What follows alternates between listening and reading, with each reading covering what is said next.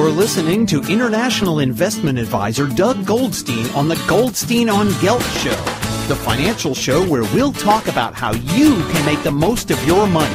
With all the confusing financial chatter bombarding you each and every day, Goldstein on Gelt will give you the practical information you want and need about living a financially stable life. Here's your host, money maven Doug Goldstein. Okay, we are back. We are welcoming back Professor Barry Schwartz from Swarthmore College in Pennsylvania. He had a great discussion with us last time about the psychology of how people look not only at money, but of course that's what's interesting to us today. So Professor, I'd like to welcome you back to the show. Again, it's great to be with you. It was too fast last time. Last time you spoke to us about the way that people sometimes have too much choice, and you've written about this in your book called The Paradox of Choice. In another book you've written about called The Battle for Human Nature, you suggest that self-interest, which a lot of us on Wall Street think is the main reason that everyone acts in a certain way. You say that self-interest is not necessarily what makes people tick. So how does that work? Well, it's a part of what makes people tick, but it isn't self-interest that inspires us to have children and nurture them. Anyone who's got kids knows that it's a life-changing experience, and on a day-to-day basis, most of the life changes are worse. You don't have any time to you don't have any time to yourself. You're schlepping them from one place to another. You're asking yourself, why did I do this? In the long run, of course, we're all thrilled and delighted and feel fulfilled that we have children, but we nurture children, not out of self-interest, but out of our interest in their welfare. We participate in civic activities of all kinds, not out of self-interest, but in our interest in improving the society we live in. A significant part, I think, of most of us is the desire to do meaningful things that actually improve the lives of other people.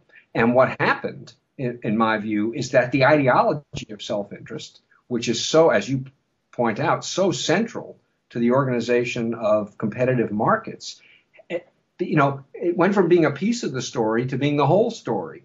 Adam Smith wrote two books. The one everybody knows about, The Wealth of Nations, is the one that, invents the market. The other one, The Theory of Moral Sentiments, is all about how people care about the welfare of other people.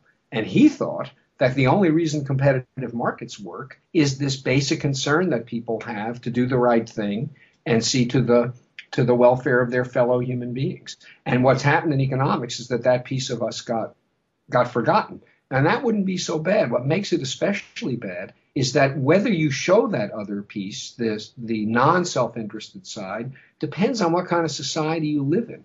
If you live in a dog-eat-dog world, where if you don't take care of yourself, no one will take care of you, well, damn it, you better be self-interested.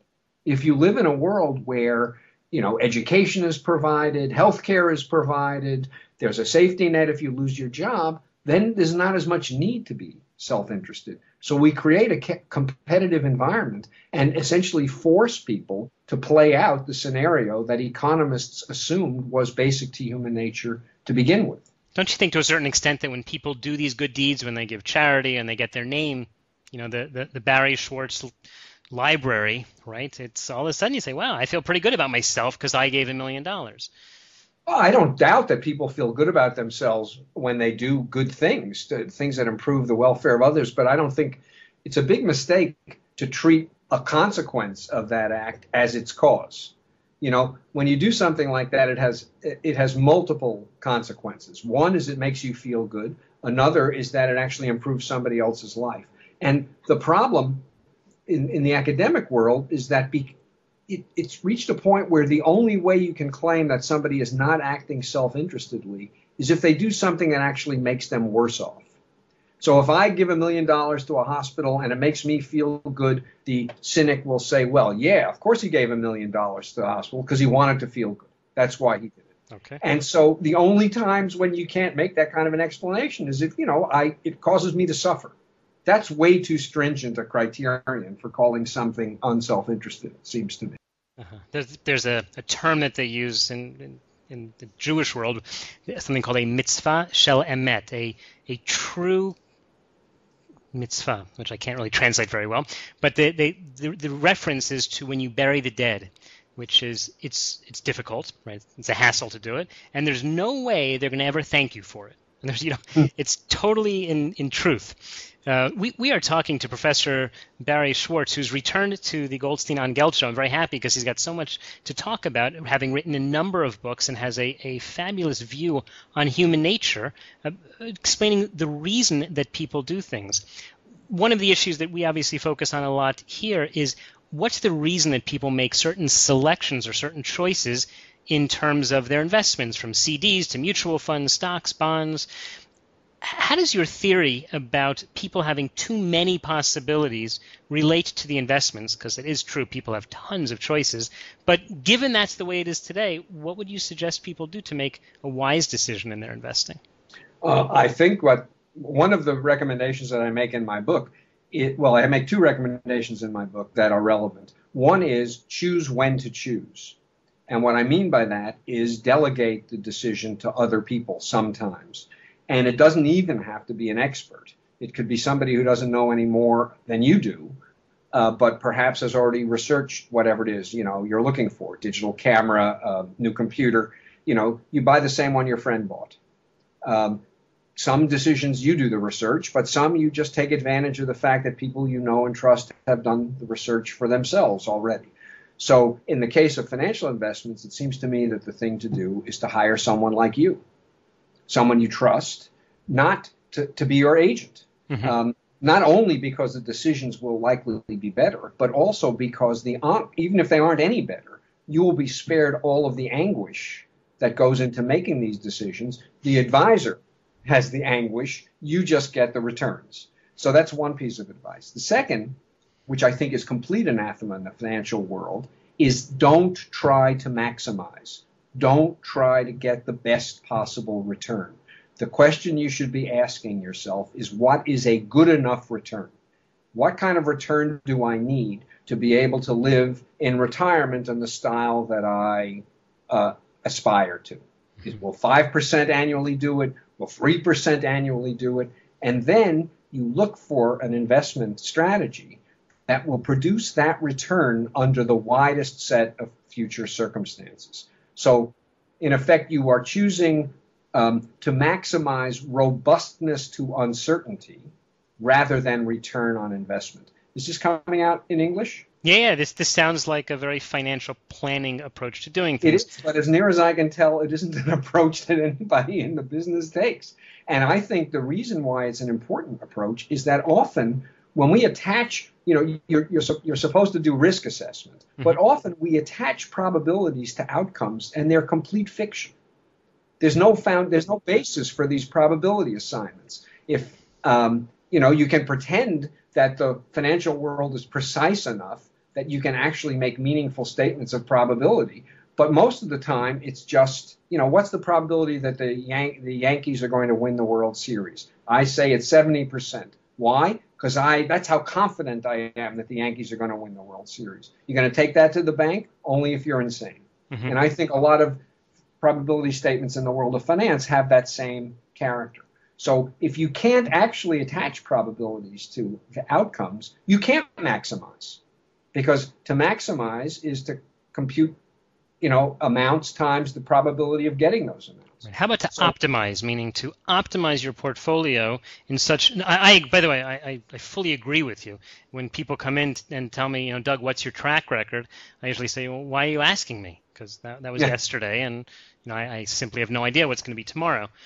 But to develop a portfolio that's optimal for the client's needs, right, which depends on not only what he needs to do, let's say, in order to retire, but in order to have a portfolio that he can sleep at night with, right? It may be appropriate for him to have 50% in stocks, but he may shoot himself. That's absolutely right. The reason I don't use the word optimize is that optimize and maximize are sometimes used interchangeably.